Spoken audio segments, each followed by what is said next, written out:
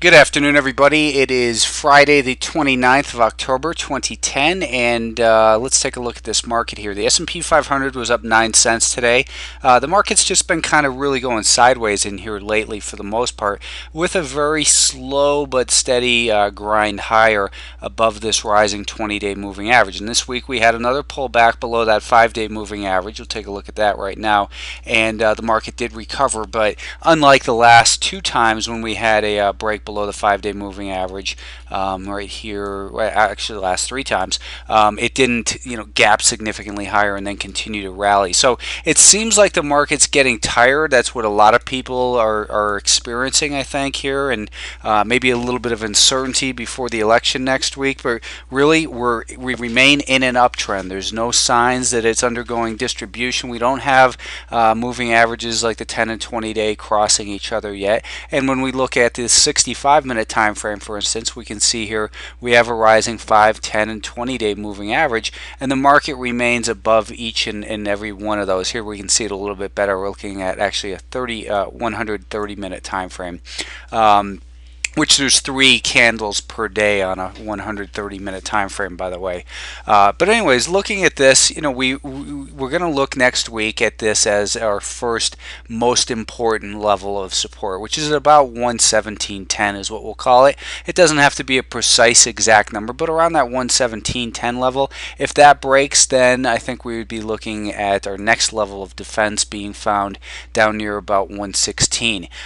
Because the market is in an uptrend, I don't think we near term need to concern ourselves with bigger levels, but the next level below that would be probably down near just 115 even. So the market again is in an uptrend. You look at that weekly time frame, it's acting very strong here, continues to grind higher each week. And for the week itself, if we take a look at this, let me just remove some of these other moving averages so we can just focus on the volume weighted average price of the last 5 days here on the SPY. You can see that for the first couple days of the week, we had that the volume weighted average price, the sellers remained in control for the first 3 days. On Thursday we had that gap up, and then it kind of turned sideways, and really the buyers did a good job of fighting back and maintaining control of the market in the SPY. So again, this level here at about 117.10, 117.20 is our first most important level next week. Beyond that, it still seems as though we're shooting for the highs that we had seen earlier this year, and it's grinding higher, but it is moving higher. And it's when we look at the weekly chart of the SPY, you could even make the case that this is a big giant cup and handle. Now I don't think it really matters a whole lot, but we want to stay focused, I think, on this 122, 122 and a half, 123 level as still the potential level of upside for the SPY. Now the Nasdaq, obviously, we know in here that this market has exceeded the highs of the last couple of years and is now headed for it's up at those 2007 levels that it's seen late in the year, and 55 would be the next bigger level of potential resistance. The best support really is going to be found at 50 and a half. If that level is broken, then we really have to change our view, I think, of whether the buyers are really able to maintain control of this market. It's been a very steady move higher in the Nasdaq. Just we've seen one test of that 20-day moving average. It's easy to say it's extended. It's easy to say it's overbought, but none of that stuff pays us. So all week people have been talking about divergences of volume, MACD, stochastics, news. This doesn't make sense. We've got QE2 elections and all that sort of thing, and that ends up being a whole bunch of noise, because the fact is this Nasdaq had another great week. Not great week, but had a good week. The buyers did maintain control for the week, and looking at the 65, or let's take a look actually at that 130-minute time frame again, we can see here how well the buyers have maintained control in this market, and just this really strong pattern of higher lows and higher highs. I think that next week that we've got probably this level of prior resistance will likely be an important area, 5160. So if we break below that 5-day moving average, it wouldn't be a huge reason of concern, but I think down at 5150 to 5160 would be the level, and of course below that is 50.5 is the bigger level. So the market is clearly extended. There's a lot of talk about, is the the election going to be a sell the news type of event, or is this market just going to continue to grind higher? Making those wild predictions doesn't really make a lot of sense, because I've seen a lot of people getting run over with these bearish calls all the way up. When price action starts to turn lower, when we're below a 5-day moving average, that 5-day moving average crosses the 10-day moving average, then we have to get defensive. And then when that 20-day moving average starts to turn sideways and head lower, then we've got bigger issues to think about, that maybe we would even pull back towards the rising 50-day moving average, which is way down at 48 bucks a share. But for now, the evidence just doesn't support the argument for lower prices. The price action remains very bullish. So let's just continue to remain focused on price action. You could look at some of the news events for today. I mean, early this morning, some people were talking about how this Vivus didn't make sense. I didn't read the news, but from the gist of it, they didn't get approval for something, yet the stock was upgraded and squeezing shorts or whatever. Then we saw that Coinstar reported earnings. The company has a huge short position in it, and the shorts got squeezed real hard here, and it looks like this stock is probably going to be able to continue higher towards all-time highs, and probably be a stock similar to, I would think, Green Mountain Coffee Roasters. Even back in these days, back in here, it's Coinstar's got a big potential to continue to move higher. The one that didn't make a lot of sense to a lot of people is this company here as well. They beat earnings. The revenues were up. They beat on earnings. The earnings were higher. In this Power One, which we've been involved in, it gapped way up today and then just got crushed. And I was noting the 33 million short position, but the shorts came in and just defended this thing and really crushed the spirits of the bulls in there and took control of the stock. So it's a case by case, stock by stock basis, and you have to manage the risk is the most important part, as always. The Russell 2000, as we know, has been consolidating in this range here. It's still in a primary uptrend on the daily time frame. We're kind of range bound in here, and if it can break out, then I think that the Russell is likely headed towards about 75 bucks a share. But right now, buying it, predicting a breakout doesn't make sense, and shorting it, predicting a breakdown of this range, doesn't make any sense either. We had a short-term breakout of the range this week. It didn't lead to disaster. We had a gap up here that failed. So those are the short-term reasons for concern, is that we seem to be getting some of these sell-offs coming quickly in the Russell. Those are warning signs. First, we want to keep an eye on support at about 69.5, and then 69 rather will be the big level that we look at next week and weeks going forward. This market, the Russell 2000, that is actually kind of looks like this market broke the resistance at 68 bucks a share about a month ago, but the way it's consolidating here above this rising 20-day moving average and letting prices catch up to it, and you can argue that it's correcting through time rather than price, and if it can continue, it's anyone's guess to say, oh, this is distribution, it's going to break down, and maybe you're going to be right, or you could say, hey, it's going to break out. Those types of bold predictions really, it's like the phrase for pilots. There's old pilots and there's bold pilots, but there's no old bold pilots. Same thing goes for traders and prognosticators. You're just simply going to be wrong. The job is manage risk.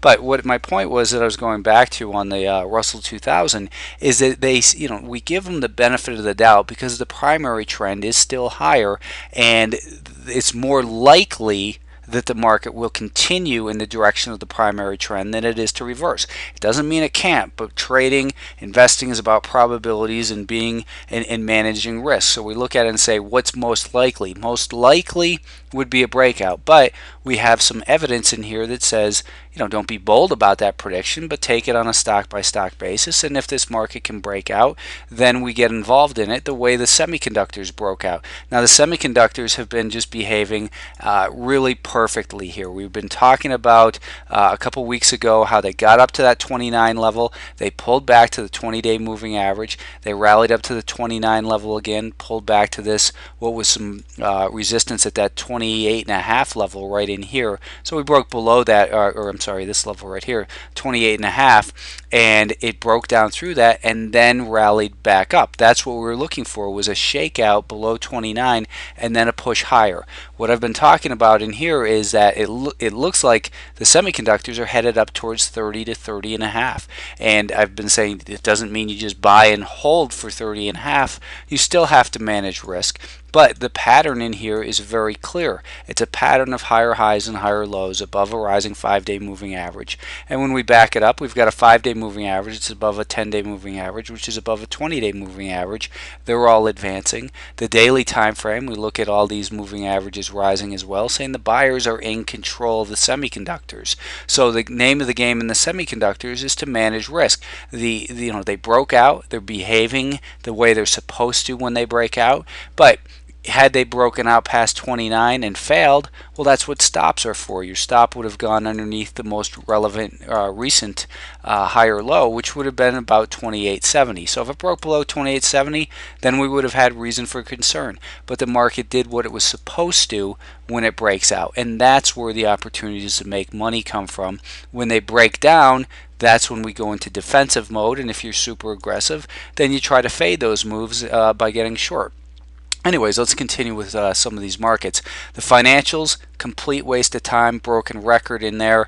Let's focus again next week on 1420 as far as support, and the bigger resistance is 1505 basically, but 1480. So the range seems to be even tightening up a little bit maybe in the financials, but really you have to have a lot of patience to be trading these things. They've just really, look at these moving averages are crossing back and forth, just indicative of indecision here. So until they break one of these levels in here, I think it's just best to stand to the sidelines on the financial stocks. Gold, has the bears doubting in here. All the people who called a top in this, we had seen that, after that gap down here, the market's been turning sideways. It's shown some support at that 128.5 level. That's been an important level. Gold did, gap, or it didn't gap. It traded through some resistance in here today, and looks like it's headed back up towards the highs. Last night we were focused on silver, SLV, because silver I thought looked even more bullish, and here it is at an all-time high, or I don't know if it's all-time high. I'm pretty sure it is, but my silver history, actually, back the Hunt brothers, it was up at $50 an ounce, so that's not true. For the ETF though, it is an all-time high, and it broke very nicely. It didn't gap. I mean, it gapped slightly, but it broke above this level we were watching on Thursday evening, and rallied, made a nice tight little consolidation, and made another push higher. I was talking about how when it comes to silver, we were talking about some of the stocks. One that I thought would actually do better was SSRI, and it's interesting that SLV was up 3.16% today, and SSRI was 3.14%. So they were almost identical, but real nice consolidation in that. Broke this resistance here in the SSRI at $24 a share, and did it real clean.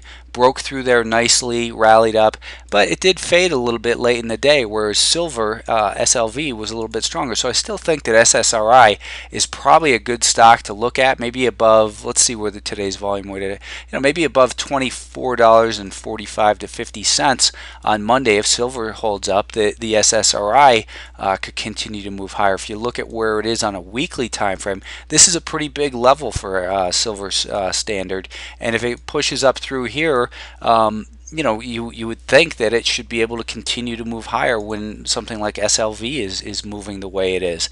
So those are, we were also talking about CompuWare, CPWR. It did finally break past that 10 and a penny here late in the day. It's not something that I got involved in. I'm actually kind of suspicious of this stock. I was talking about it, comparing it to Storage Tech, or Seagate rather. Storage Tech doesn't even exist anymore. But Seagate Technology was kind of doing the same type of consolidation and then broke down, and it started to recover a little bit here today. But CompuWare, I'm just a little bit suspicious of the action. It's probably more of a paranoid thing on my part than anything really here on the chart. But if we look at CompuWare on the weekly time frame, it's still got some room to run. Clearly, I think this could be an $11 stock. So if you're in this one, absolute worst case stop, I would say down near 1070. If you're going to play it a little bit closer, maybe below today's low, 992, but that might be a little too aggressive for most people. The solar stocks got hit today based on that FSLR earnings report. First Solar, we were talking about maybe this larger solar stock could kind of take the baton from the little ones who have been doing much better. But First Solar was looking like it was ready to break out. They reported earnings and it fell apart. But fortunately, the one that we're involved in, this WFR, which is a supplier to the semiconductor, the solar industry, is holding up here. It's not really moving though. That's the problem. Is it's not moving. It's broken this little level of 87 cents twice now in the last couple days, and it's not moving at all. But you look at this stage 1 accumulation, stage 2 markup, stage 3 distribution, stage 4 decline, stage 1 accumulation, and it looks like it's breaking out. But anyways, a stop down near about 1250, 1245 seems appropriate in this stock. So I think we also want to continue to keep an eye on AIG. This stock's coiling up very nicely. I believe they have earnings next week. I own some calls in this one, just a small position, just in case. It really needs to clear about 42.50. That's been the bigger level of resistance here over the last couple weeks. But if AIG, maybe 42.40 to $42.50, if it can do that, then this stock has the history of being able to really run nicely. And this chart's all screwed up because of that 1 for 10 split. But it's really, even here on the weekly time frame, you could say it's making this, it's coiling up on this, in this triangle. And how do you want to draw it? The essence of trend basically looks probably like this trend line would be most relevant. However, on the daily time frame, this is what's turning into the more important level. Now, it's coiling, it's building energy. It seems like it should break higher because we have a rising 10, 20, and 50-day moving average. But I'm not going to take a bet. Well, I'm not going to take an equity position in front of earnings. However, to make a bet on earnings with a small call position is what makes sense for me personally. And whether you agree with that or not, there's all kinds of ways to trade. Obviously, Boyd Gaming was another one we're watching. This stock really needs to break probably the 875 level to really sustain some upward momentum. We did see some strong gaming stocks. A lot of guys were involved in LVS. SMB Capital called that one perfectly above 45 today. I know a lot of guys were involved above 45 and took it nicely for $1 or more. So the casino names, Wynn also, I believe. I didn't really look at Wynn today. Wynn's kind of gotten a little choppy up here, but Wynn Resorts, broke out on the daily time from a couple weeks ago, and it's holding up nicely, but it's gotten a little choppy. Anyways, back to Boyd Gaming. I think that you get it above this resistance, really at about 875, and maybe that's where it could sustain some upward momentum. So subscribers, I'll have another video for you at some point this weekend with some fresh ideas to take a look at on Monday. Hope everyone has a good long week. It's not a long weekend. Anyways, has a good weekend. Thanks.